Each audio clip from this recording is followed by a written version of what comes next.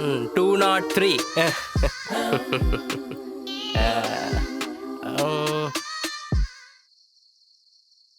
ఓ interesting. నువ్వు మూసుకో. ఏంటి మచ్చా డల్లుగున్నావు? మీ నాన్న డబ్బులీడా? ఇప్పుడు మా నాన్న గురించి ఎందుకు లేరా, ఉండే 3 మొత్తం పోతుంది. సరే సర్లే, మా నాన్నని మీ నాన్న అనుకో. మా ఊర్లో ఎంతమంది కావలేదు నాన్న మా నాన్న. మమ్మీ నేను వచ్చేసిన హాస్టల్కే. ఎవడు మచ్చా వీడా?